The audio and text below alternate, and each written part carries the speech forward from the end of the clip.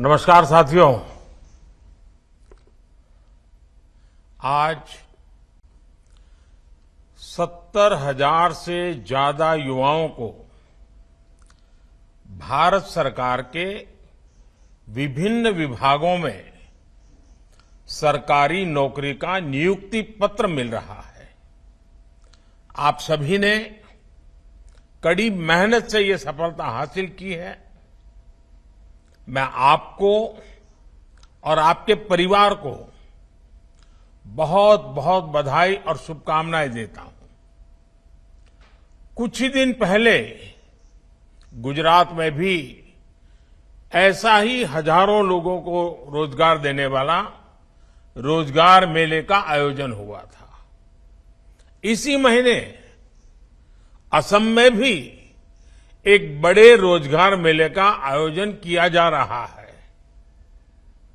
भारत सरकार और बीजेपी शासित राज्य सरकारों में इस तरह के रोजगार मेले युवाओं के प्रति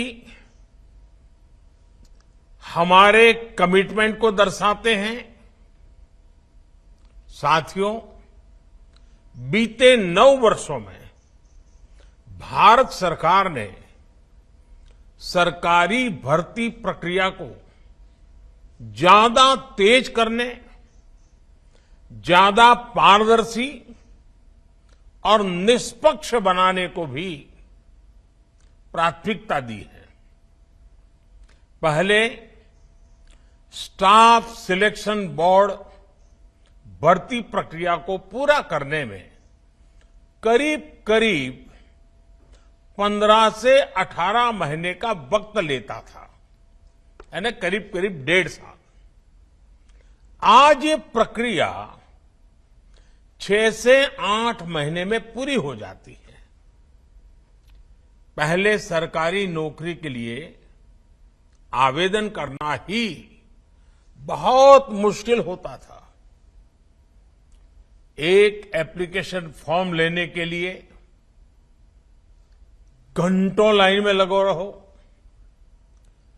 डॉक्यूमेंट्स को अटैच करवाने के लिए गैजेटेड ऑफिसर्स को खोजो, फिर एप्लीकेशन को डाक द्वारा भेजा जाता था और इसमें यह भी पता नहीं चलता था कि वो एप्लीकेशन समय पर पहुंची या नहीं पहुंची, जहां पहुंचना था वहां पहुंची कि नहीं पहुंची। आज आवेदन करने से लेकर नतीजे आने तक की पूरी प्रक्रिया ऑनलाइन हो गई है। आज डॉक्यूमेंट को सेल्फ अटैच करना भी पर्याप्त होता है। ग्रुप सी और ग्रुप डी के पदों पर भर्ती के लिए इंटरव्यू भी खत्म हो गए हैं। इन सारे प्रयासों का सबसे बड़ा फायदा ये हुआ है कि भ्रष्टाचार या भाई भतीजावाद की संभावनाएं खत्म हो गई हैं। साथियों, आज का दिन एक और वजह से बहुत विशेष है। 9 साल पहले आज के ही दिन 16 मई को लोकसभा के चुनाव के नतीजे आए थे। तब पूरा देश उत्साह, उमंग और विश्वास से झूम उठा था। सबका साथ, सबका विकास के मंत्र के साथ कदम बढ़ाने वाला भारत आज विकसित भारत बनने के लिए प्रयास कर रहा है। जैसे 9 साल पहले 16 मई को लोकसभा के चुनाव के नतीजे आए थे, वैसे ही आज एक और भी महत्वपूर्ण दिन है। आज हमारे एक महत्वपूर्ण प्रांत, हिमालय की गोद में बसा हुआ सिक्किम प्रांत का भी स्थापना दिवस है। साथियों, इन 9 वर्षों के दौरान रोजगार की नई संभावनाओं को केंद्र में रख करके सरकार की नीतियां तैयार की गई। आधुनिक इंफ्रास्ट्रक्चर का निर्माण हो, ग्रामीण क्षेत्रों का विकास हो या फिर जीवन से जुड़ी सुविधाओं का विस्तार हो, भारत सरकार की हर योजना, हर नीति युवाओं के लिए रोजगार के नए अवसर बना रही है। साथियों, बीते 9 वर्षों में भारत सरकार ने कैपिटल एक्सपेंडिचर पर करीब करीब 34 लाख करोड़ रुपए खर्च किए हैं मूलभूत सुविधाओं के लिए। इस साल के बजट में भी कैपिटल एक्सपेंडिचर के लिए 10 लाख करोड़ रुपए तय किए गए हैं। इस राशि से देश में नए हाईवे बने हैं, नए एयरपोर्ट, नए रेल रूट, नए पुल, अनगिनत ऐसे आधुनिक इंफ्रास्ट्रक्चर के निर्माण से भी देश में लाखों नए रोजगार बने हैं। जिस स्पीड और स्केल पर आज भारत काम कर रहा है, यह भी आजादी के 75 साल के इतिहास में अभूतपूर्व है। 70 साल में भारत में सिर्फ 20,000 किलोमीटर के आसपास रेल लाइनों का इलेक्ट्रिफिकेशन हुआ था, जबकि हमारी सरकार में बीते 9 साल में भारत में करीब करीब 40,000 किलोमीटर रेल लाइन का इलेक्ट्रिफिकेशन हुआ है, यानी डबल। 2014 से पहले हमारे देश में हर महीने सिर्फ 600 मीटर नई मेट्रो लाइन बिछाई जा रही थी। आज भारत में हर महीने 6 किलोमीटर, उस समय हिसाब मीटर का था, आज हिसाब किलोमीटर का है, 6 किलोमीटर नई मेट्रो लाइन का काम पूरा हो रहा है। 2014 से पहले देश में 4 लाख किलोमीटर से भी कम ग्रामीण सड़कें थी। आज देश में 7.25 लाख किलोमीटर से भी ज्यादा ग्रामीण सड़कें हैं, ये भी करीब करीब डबल। 2014 से पहले देश में सिर्फ 74 एयरपोर्ट थे। आज देश में एयरपोर्ट की संख्या भी बढ़कर 150 के आसपास पहुंच रही है, ये भी डबल। बीते 9 वर्षों में देश में गरीबों के लिए जो 4 करोड़ पक्के घर बनाए गए हैं, उन्होंने भी रोजगार के अनेक नए अवसर बनाए हैं। गांव-गांव में खुले 5 लाख कॉमन सर्विस सेंटर आज रोजगार का बड़ा माध्यम बने हैं। युवाओं को विलेज लेवल एंटरप्रेन्योर्स बना रहे हैं। गांवों में 30,000 से ज्यादा पंचायत भवन बने हैं, या फिर 9 करोड़ घरों को पानी के कनेक्शन से जोड़ना, ये सभी अभियान बड़े पैमाने पर रोजगार पैदा कर रहे हैं।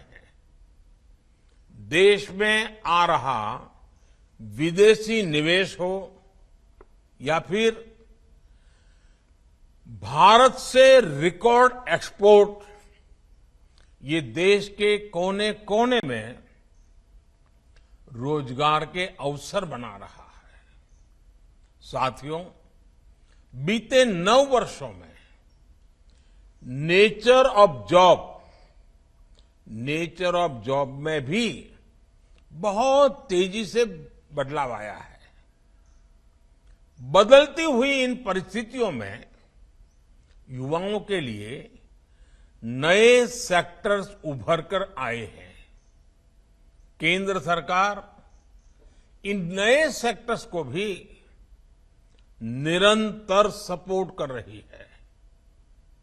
इन 9 वर्षों में देश ने स्टार्टअप कल्चर की नई क्रांति देखी है।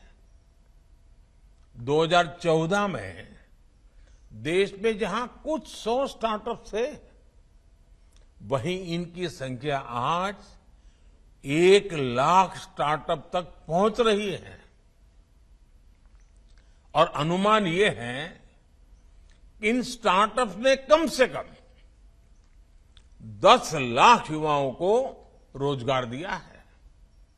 साथियों, इन 9 वर्षों में देश ने कैब एग्रीगेटर्स यानी ऐप के जरिए टैक्सी को भारतीय शहरों की नई लाइफलाइन बनते देखा है।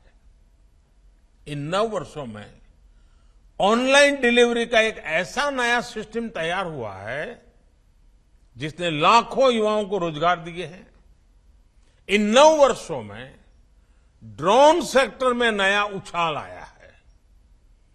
फर्टिलाइजर के छिड़काव से लेकर दवाइयों की सप्लाई तक में ड्रोन का इस्तेमाल बढ़ रहा है। इन 9 वर्षों में सिटी गैस डिस्ट्रीब्यूशन सिस्टम 60 शहरों से आगे बढ़कर 600 से भी ज्यादा शहरों में पहुंच गया है। साथियों, बीते 9 वर्षों में भारत सरकार ने मुद्रा योजना के तहत 23 लाख करोड़ रुपए देश के युवाओं को दिए हैं। इस राशि से किसी ने अपना नया व्यापार कारोबार शुरू किया है, किसी ने टैक्सी खरीदी है, किसी ने अपनी दुकान का विस्तार किया है और इनकी संख्या लाखों में नहीं, मैं गर्व से कहता हूं ये संख्या आज करोड़ों में है। करीब करीब 8 से 9 करोड़ लोग ऐसे हैं जिन्होंने मुद्रा योजना की मदद से पहली बार अपना स्वतंत्र काम शुरू किया है। आज जो आत्मनिर्भर भारत अभियान चल रहा है, उसका भी आधार देश में मैन्युफैक्चरिंग के माध्यम से रोजगार का निर्माण करना है। पीएलआई स्कीम के तहत केंद्र सरकार मैन्युफैक्चरिंग के लिए करीब 2 लाख करोड़ रुपए की मदद दे रही है। ये राशि भारत को दुनिया का मैन्युफैक्चरिंग हब बनाने के साथ ही लाखों युवाओं को रोजगार में भी सहायता करेगी। साथियों, भारत के युवाओं के पास अलग अलग सेक्टर्स में काम करने की स्किल रहनी बहुत जरूरी है। इसके लिए देश में उच्च शिक्षा संस्थानों, कौशल विकास संस्थानों का भी युद्ध स्तर पर निर्माण हो रहा है। साल 2014 से 2022 के बीच हर साल एक नया आईआईटी और एक नया आईआईएम तैयार हुआ है। पिछले 9 वर्षों में औसतन हर हफ्ते एक यूनिवर्सिटी और हर दिन एवरीडे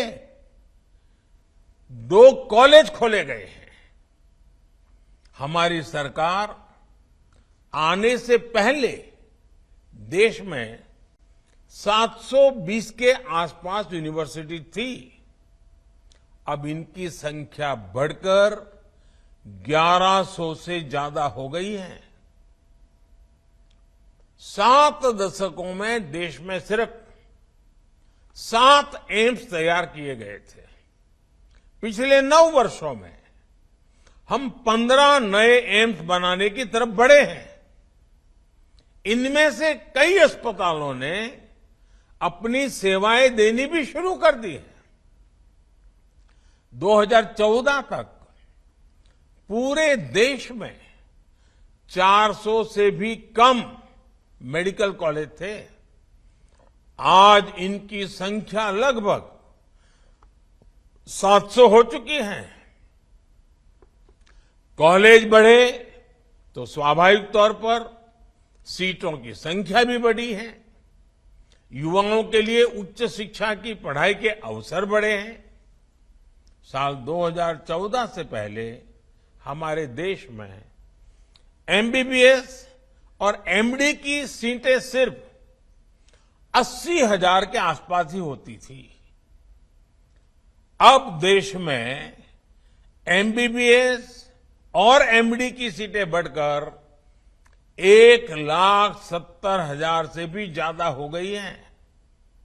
साथियों, किसी काम के लिए कौशल का विकास करने में हमारी आईटीआईज ये भी महत्वपूर्ण भूमिका निभा रही है। बीते 9 वर्षों में देश में लगभग हर रोज एवरीडे एक नई आईटीआई का निर्माण किया गया है। आज देश की करीब 15,000 आईटीआईज में देश की नई जरूरतों के मुताबिक नए कोर्सेज शुरू किए जा रहे हैं। पीएम कौशल विकास योजना के तहत अब तक 1.25 करोड़ से ज्यादा युवाओं को स्किल ट्रेनिंग भी दी गई है। साथियों, सरकार के इन प्रयासों से कितने ही नए सेक्टर्स में रोजगार के नए अवसर बन रहे हैं। मैं आपको सिर्फ एक उदाहरण देना चाहता हूं, ईपीएफओ का।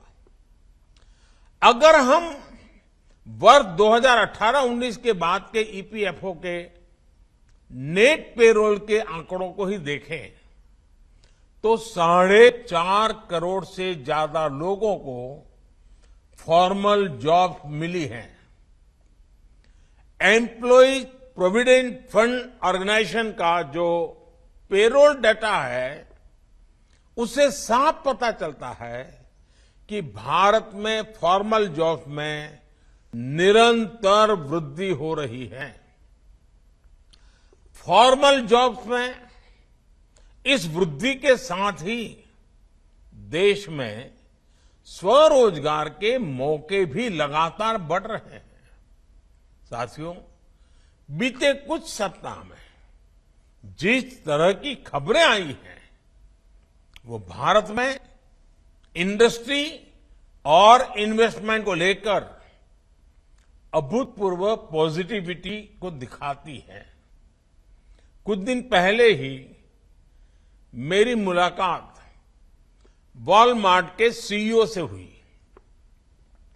उन्होंने विश्वास जताया कि उनकी कंपनी अगले 3-4 वर्षों में ही भारत में 80,000 करोड़ रुपए के सामान का एक्सपोर्ट करने लगेगी।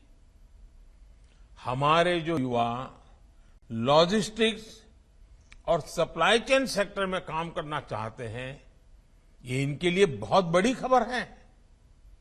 सिस्को के सीईओ ने भी अपनी भारत यात्रा के दौरान मुझे बताया कि वो भारत में बने 8,000 करोड़ रुपए के प्रोडक्ट्स के एक्सपोर्ट का लक्ष्य लेकर चल रहे हैं।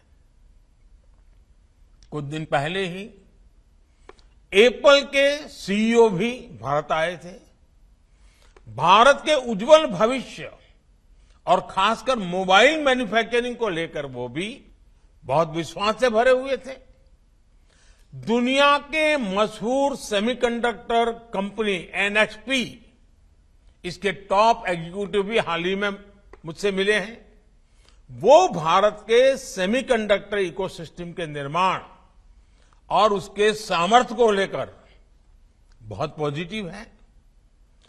फॉक्सकॉन ने भी भारत में अनेक प्रोजेक्ट्स में हजारों करोड़ रुपए का निवेश शुरू कर दिया है।